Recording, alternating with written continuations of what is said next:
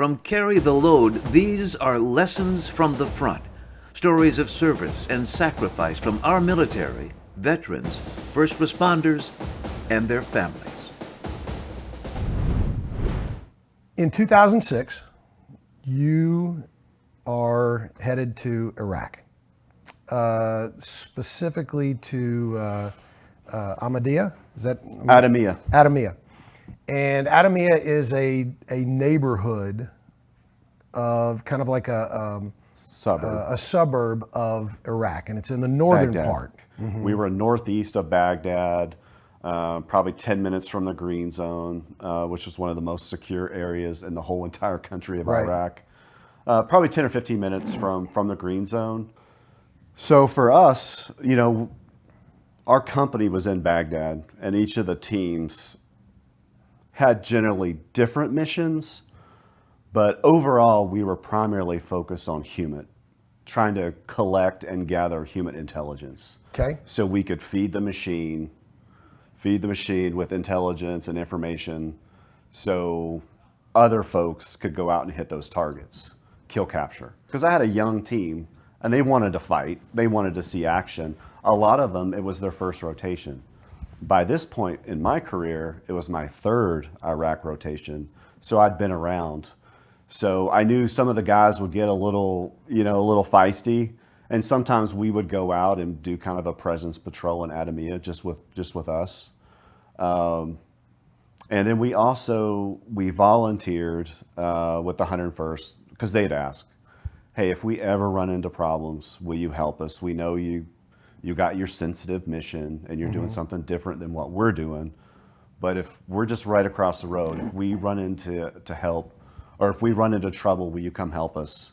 And we were like, absolutely. So when you say right across the road, was it like right across a highway? Was it right across a four-way stop in a suburban neighborhood?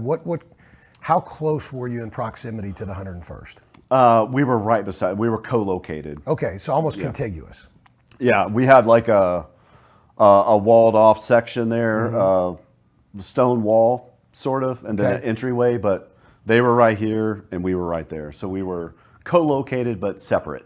So the security patrols that you described that you guys had to have, was that, or the patrols, I don't think you said security, but was it for your own security, or was that part of your intelligence gathering mission?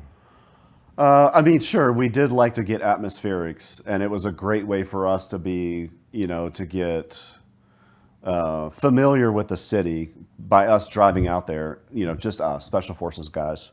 So we did like to do that. We like to get familiar with the city. Sometimes we would do reconnaissance where it just looks like we're just a couple vehicles rolling around, doing whatever. But there are sometimes that we would be looking at target houses or neighborhoods.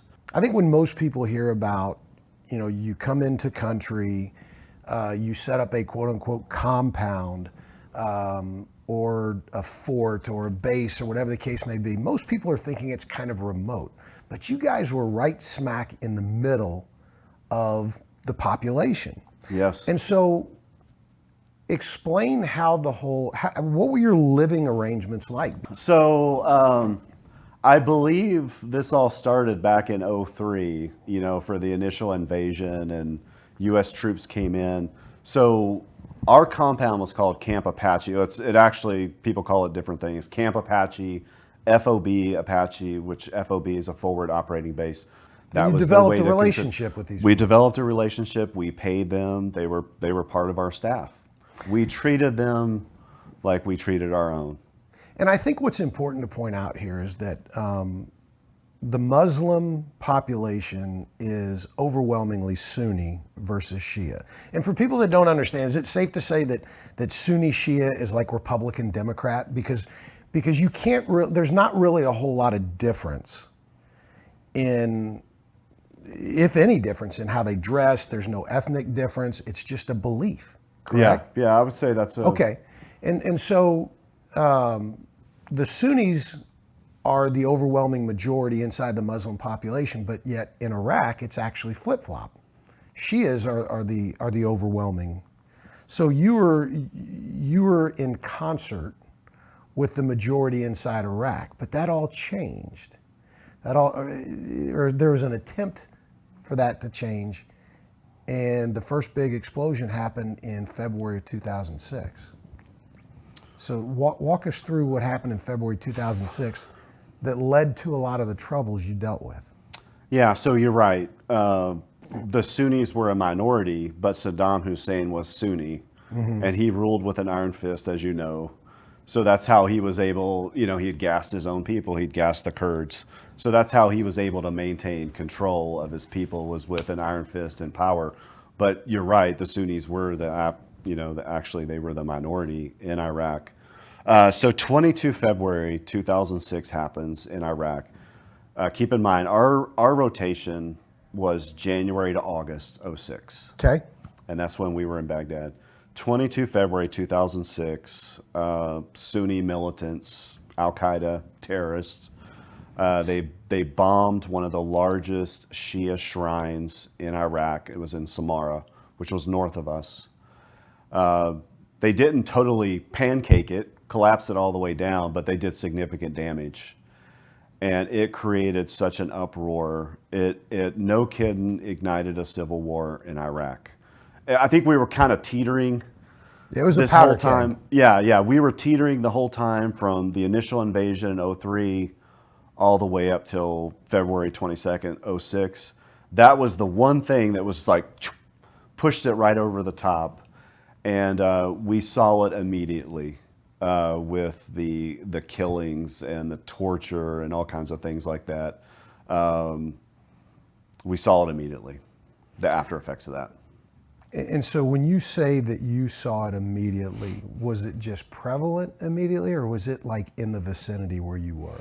We saw it in the vicinity. They would, intimidation tactics, they'd kill a bunch of people and drop them off, just dump them in the streets. And you could tell that they were, their arms had been bound behind them, shot in the head. Some folks had been tortured.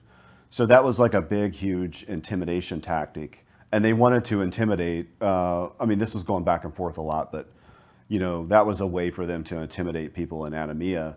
So we had a front row seat. I'm looking at Adhamiyah every day from our compound. It's literally right across the road. I could throw a rock at Adhamiyah. So we saw it really, really quickly. Shias killing Sunnis, Sunnis killing Shias. And how did that impact your day-to-day as far as your mission and gathering human? Yeah. Well, we were definitely gathering a lot of intelligence. It seemed like the one thing that the enemy agreed upon, even though they hated each other, they hated us worse. They hated Americans worse. So we definitely, because, we would hit targets that were Shia. We would, we felt like we were equal opportunity. We just wanted to do our job and complete the mission.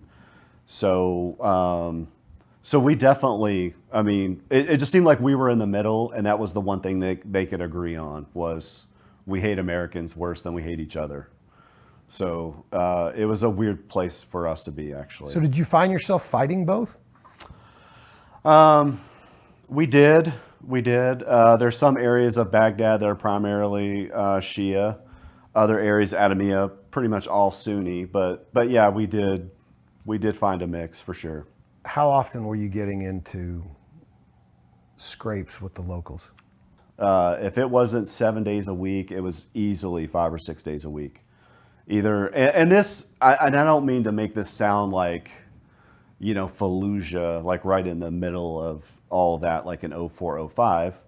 But sometimes it seemed like, to us at least, that some of the, like maybe the teenagers in Adhamiyah, like just would get bored and they would want to shoot at the American compound, and they'd bring out their AKs and they'd fire some rounds. I'm not trying to make it seem like Fallujah. No, I know exactly what you're saying. Constantly got hit with something.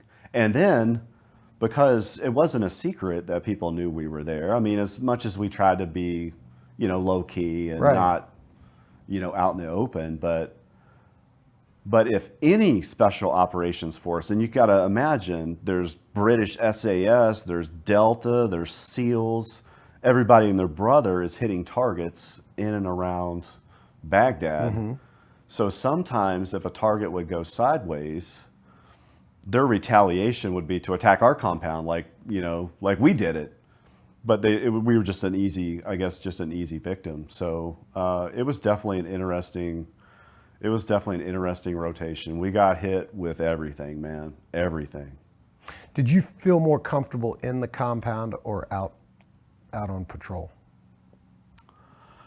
Well, yeah, I'd be lying if I said I felt more comfortable outside. I felt more comfortable inside the compound because we had a good, robust guard force. We were there with our 101st guys, our whole team. I didn't worry in my mind about hitting an IED. When you get in that vehicle and you leave that gate, you got to worry about hitting an IED, or at least it's there. You got to deal with it. You got to compartmentalize it, but it's there. You don't lose that, and that's just like you have to come to grips with that. That seems uncomfortable, to say the least. Like it's a world that most of us can't even begin to understand. Getting on the highway, I mean, you might be looking out for somebody who is driving erratically, but you can see it and react to it. Here, what you're talking about, there's no reaction. Well, that's the thing, man. That's the thing, that the tactics changed so much. It was a PhD level chess match between us and the bad guys. And they started out with a very hasty, basic, a howitzer round that's wired, or command detonated, or someone's messing around with their phone. So it started out, we didn't have armored vehicles. We had thin-skinned vehicles. And then we had unarmored Hummers with the doors out, so we could porcupine our weapons out the door, so it kind of looked like a porcupine. And then guys started losing limbs, and then it was like, hey, we need to go to up armored. So we went to up armored, and then for us, the tactics are constantly evolving. So then we're in up armored, and then it's like, hey, these convoys of like 12 vehicles, excuse me, these convoys of 12 vehicles are getting hammered. So what we're gonna do, our tactic is we're mobile, we're small, we're in a couple vehicles. So speed will be our security. They're gonna have to really be on their game if we're going 60 miles an hour down this road, like speed's our security. Well, then the enemy had a vote, and they moved their chess piece, and they said, hey, we're gonna come out with the EFPs, the explosive foreign projectiles that came from Iran, by the way. And those had like those garage door sensors, basically like that same technology. I'm not a huge technology guy, but it was basically you hit that beam, like people are coming into their house or whatever, you hit that beam, you're getting hit. It doesn't matter if you're going 20 miles an hour or 80 miles an hour. So, and then our chess piece was, we had those big long pole things on the bumper that would kind of stretch down so it would hit the beam and hopefully it would explode before. But just an example of the tactics and the technology, and it was constantly changing, man. Just moving pieces around. Yeah, chess match sounds like a really good explanation of it, because it is. It's a constant state of action and reaction. April of 2006 happened. How was that different from everything else you'd experienced in what you just described? Yeah, so 17 April 2006. I would say from January till April, till mid-April, there was a lot of harassment fire. There was a lot of things going on at night. They would get a little braver for whatever reason at night. But on April 17th specifically, it's daylight. We had no air support because of the weather. And we heard the gunfire and the explosions and things like that before we left. But they were actually maneuvering on American forces. So that was very outside the norm in Adhamiyah at this time. Like that really signified we're fighting a different level. This isn't like guys trying to protect their home. And, because there was a lot of looting and stealing, like this isn't neighborhood watch type stuff. So the harassment and interdiction fire, the H&I fire that had been occurring, likely teenagers as you described them. Probably. Now all of a sudden you're facing a maneuvering element, which I'm assuming Al-Qaeda? Al-Qaeda, most likely, yeah. And so that creates a completely different level of intensity.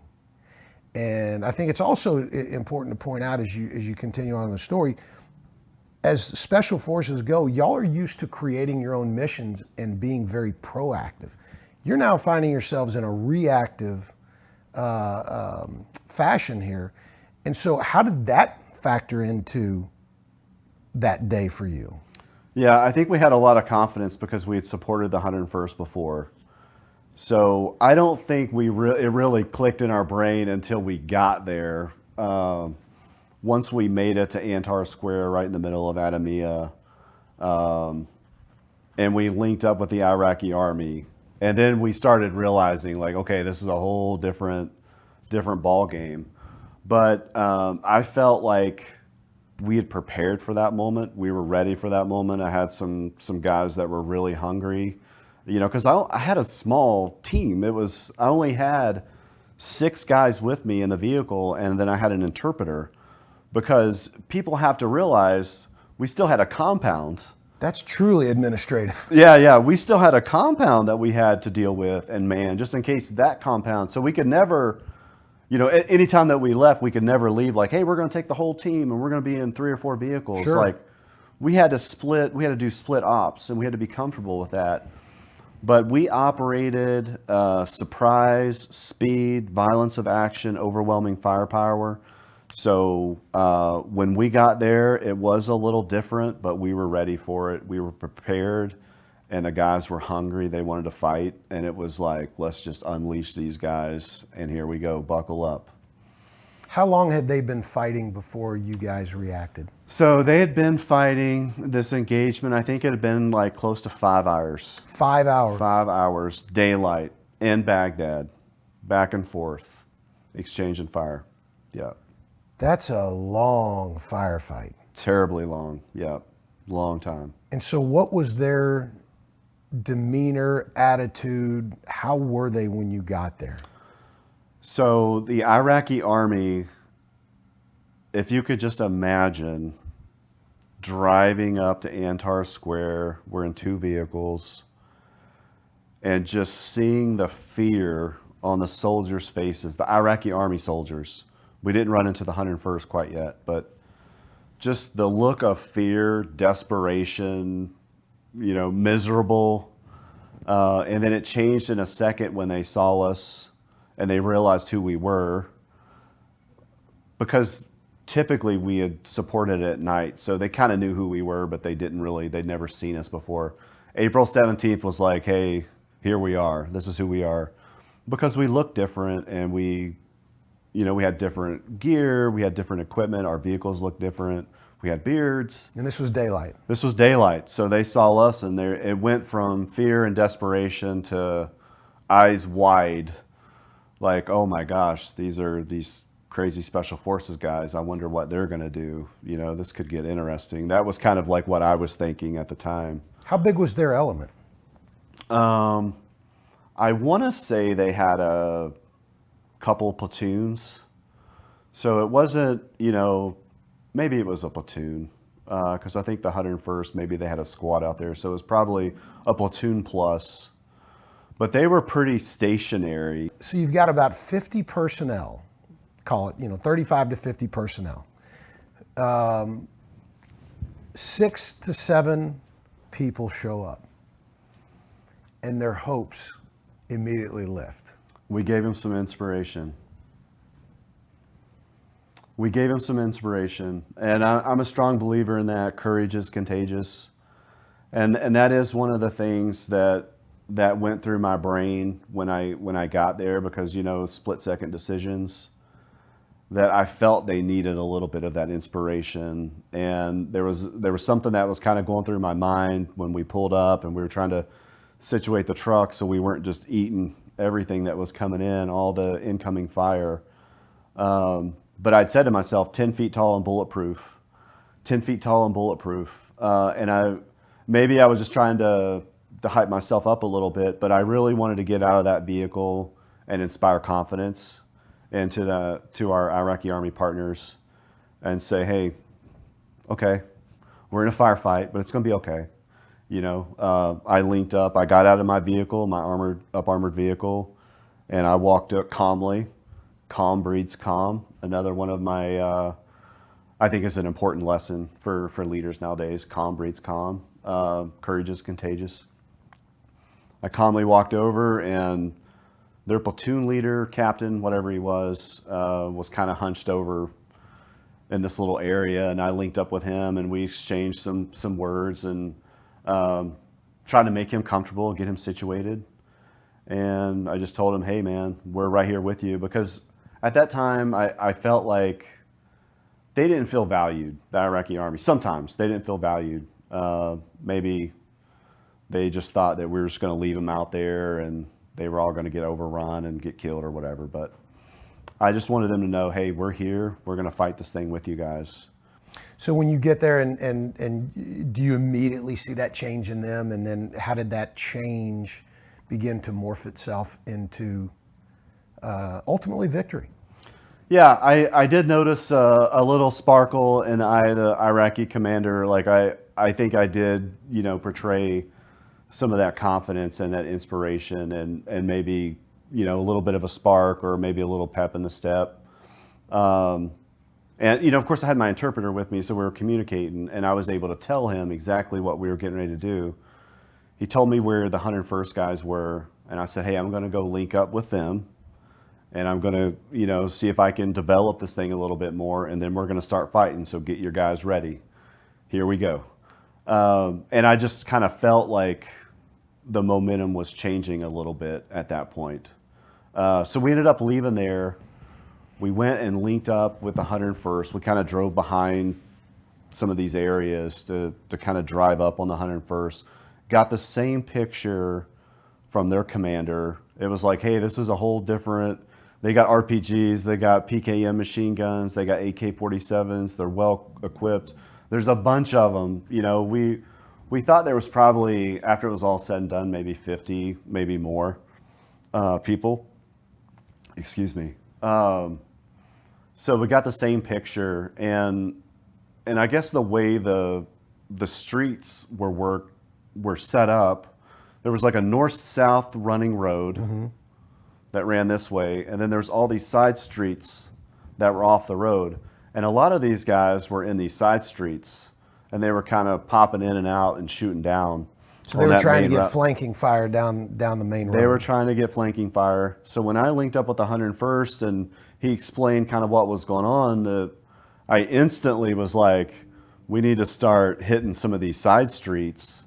And I told him, I said, hey, I'm going to take my 2 vehicles. You guys get ready to go. I'm going to take my 2 vehicles because we're quick. We didn't have to deal with the Iraqis and all their vehicles. We could just really hit people quick and fast.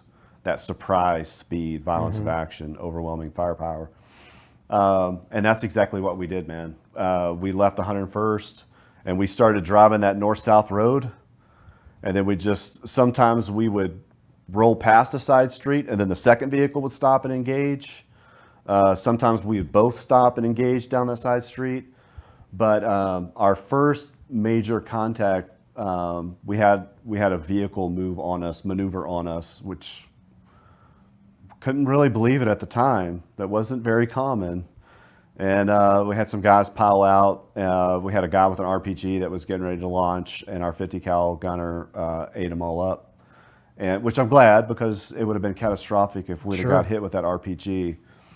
But at that point, when we engaged those guys and eliminated that threat, I think it really changed the momentum of the whole day, the whole fight.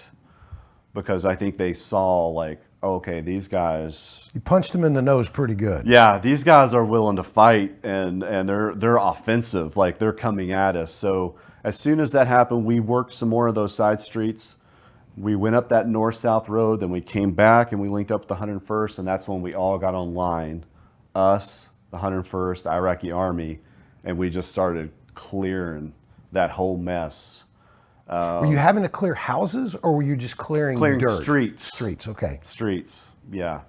And it was a 360 environment because, it was just a 360 urban fight. And things were just coming from everywhere. So as you push online like that, I mean, surely there were casualties going on here. I think that's why this battle is not like as well known as it is, because I think we only had minor casualties, and it was on the Iraqi side.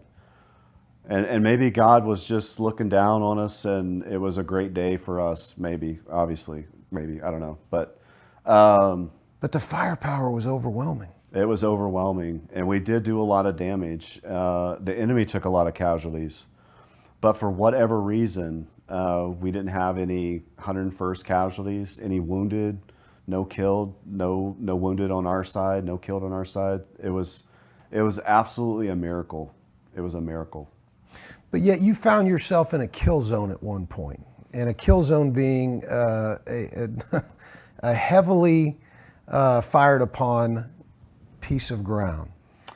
Yeah, the enemy wasn't stupid. They had some of the roads blocked off, and they had wire and old refrigerators and barrels and tires. So they had all of these things like strung up to keep people out of these areas. So as we're going down these little side streets, and they were smart about the way they set them up, because if you drove right up on the obstacle, then you were exposed like that 4D environment that you're talking about, like you got everything that you're trying to deal with. So that's why I think they set it up that way. So our vehicles, to try to keep our vehicles from eating RPGs, we stopped short, but someone had to go out there and clear those obstacles. Another one of my leadership type points is, leaders clear obstacles, to allow the team to operate. And there were many times that I was clearing those obstacles under fire. And for whatever reason, I was just fortunate enough. I mean, there are times that I think, an inch here, an inch there, it could have been totally different. But for whatever reason, I was able to clear those obstacles and open up a path so our vehicles could get through, and then we just continued doing damage. Yeah, you refer to this as your alive day. Yeah, no doubt. And meaning that you feel very fortunate to be alive, and you very easily could not be because of that. Yeah. Is there a specific thing that you remember that made you go, holy cow, how in the world did I just survive that? Yeah, two probably. Clearing those obstacles, trying to get rid of the wire and all that, and just the rounds. I think that's when I really was like, man, this is bad. Like, it's coming from, like, I don't know where it's coming from. Like, it's not like I could just look over and it's like, oh, it's one guy. Like, okay, watch out for that guy. But it was just coming from everywhere. So that was probably one. And then the second time was, and this is right before our engine block got shot out so bad that it killed our vehicle. The second time, we were on a street, and I was outside, and I saw these guys on the rooftop. Our 50 cal gunner is firing a different direction because he's firing at his targets that he's trying to deal with, and these guys on the rooftop popped up. So I'm engaging with these guys, going back and forth, and it's close. It's not very far, and I was right beside the engine block, so I was trying to use that as cover. I'm engaging these guys with my rifle, and I really want my 50 cal gunner to kind of shift over and deal with these guys, because I was like, man, there's 4 of them. I don't know how long. I just didn't want them to have, if they didn't have any fire coming their way, they could have easily just had a great position and probably killed our 50 cal gunner. So I was at least trying to keep their heads down or keep them moving. So you were close enough to be able to understand there were 4 of them. Oh yeah, yeah. So give people an idea of the proximity of the bad guys. Probably 75 meters, 75 to 100 meters. It's close, and that's close. Yeah, they're higher. They were firing down, so they had an advantage there. But luckily, the 50 cal gunner at some point was able to shift over and eliminate those threats. But I'd say that's probably the second time that I was like, whew, I'm about to die. yeah, this could be bad. And then the engine getting shot out was like, okay, I'm not imagining all of these rounds coming in like hornets, like when our trail vehicle called and said, hey man, you guys are leaking fluid so bad, it's everywhere. And I couldn't even relay the message. And our vehicle stopped, it was dead. So they'd shot out our engine block. It was intense. So they see that, so you must have just taken a round there if it happened that fast. I think the engine block were taking those rounds that were intended for me, so thank goodness. Holy cow. Yeah. And how long had you been in the fight? So they were fighting for 5 hours. Mm-hmm. How long had you been on the ground at that point? It's probably an hour 20 minutes, hour 30 minutes, something like that. That's a lot of combat. That's a long time. How did anybody even have enough ammunition to continue that rate of fire? We carried tons of ammunition. We had tons of ammunition. So we were, and then I guess we were actually, now that I think about it, we were getting to the point where we were hurting a little bit when our engine got shot out and we towed our vehicle back. We ended up stocking up with even more ammunition. And then okay, so help me understand that. So your vehicle is in the kill zone. It gets hit, the engine block, done. And so then you tow it out of there with the trail vehicle. Okay, I'm assuming they were in the kill zone at that point too, if you were able to tow it. No, they were back a little bit more. Okay. Yeah. So your nose was in the kill zone. Our nose was in the kill zone.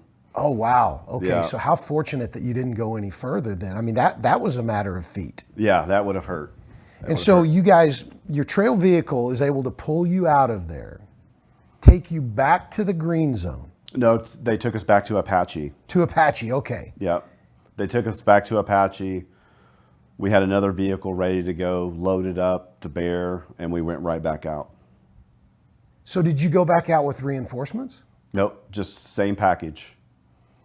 We had the same package. By this point, I think an hour and 20 minutes, hour and 30 minutes, it's starting to kind of waver down a little bit because we knew there wasn't, right where we got engaged and they shot out the engine block, there wasn't really much more room that they could operate. They could go back. They were running out of real estate, basically. Why wouldn't we bring in more troops at that point?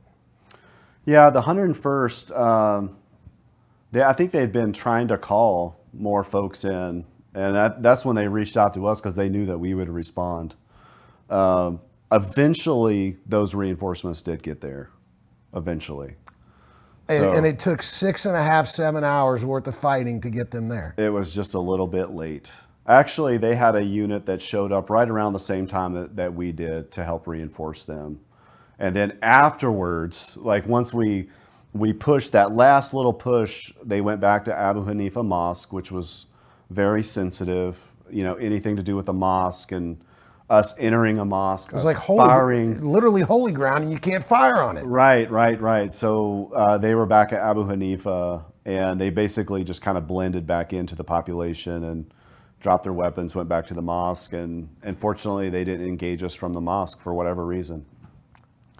We were all out there. We were all out there waiting. So I'm glad they didn't test us. But yeah, that's pretty much how it ended at that point. They went back to Abu Hanifa, and we were waiting, and not a shot was fired. And then people started coming out of the woodwork, it seemed like. Yeah, showing up now to say, hey, we're here to help. Yeah, after 7 hours. Was that upsetting?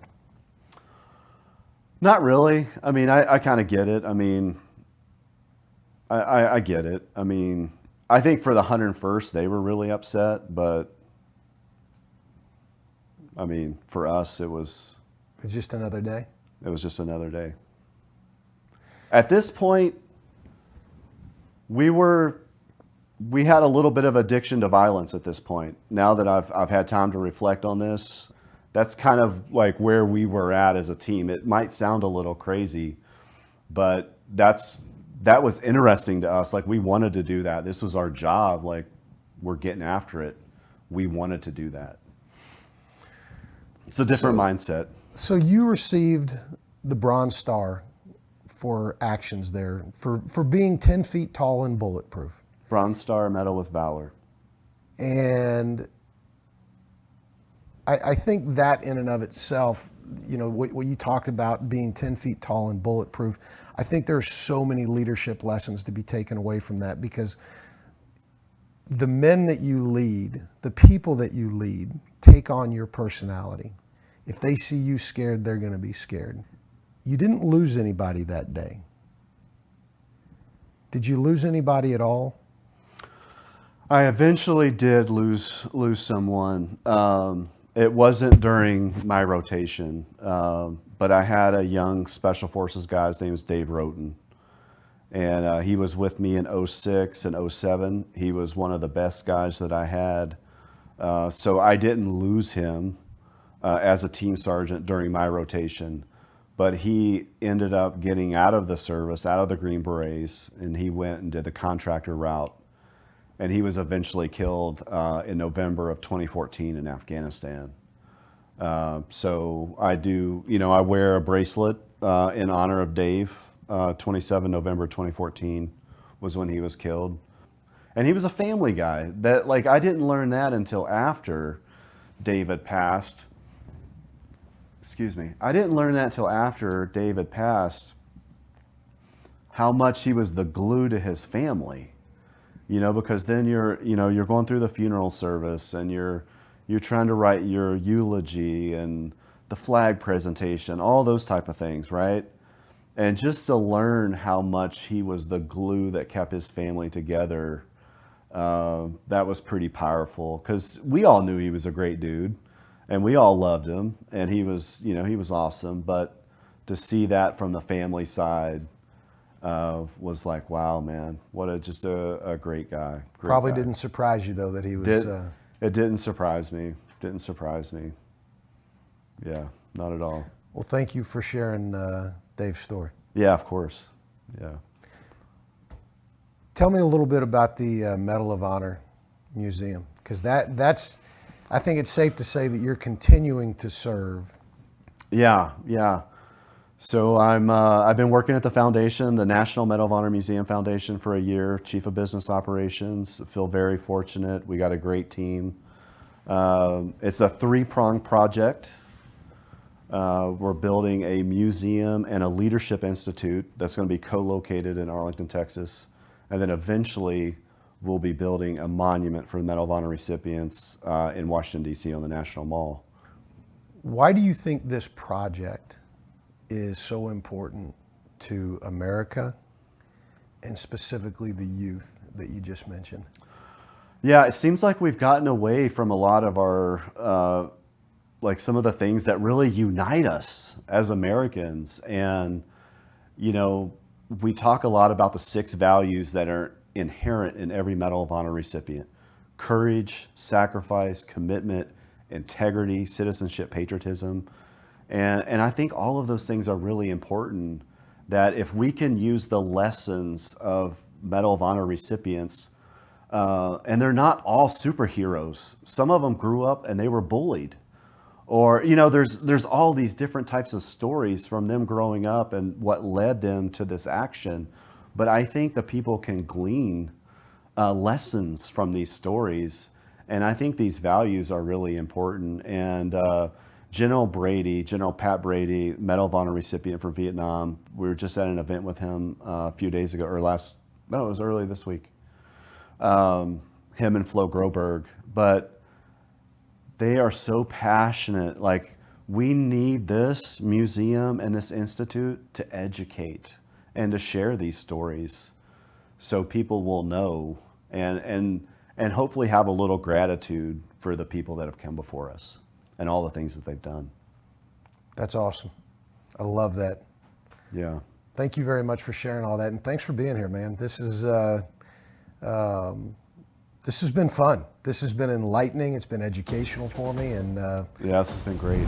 if this resonated with you in the least, please subscribe and like, and please, please, please share it with at least one person.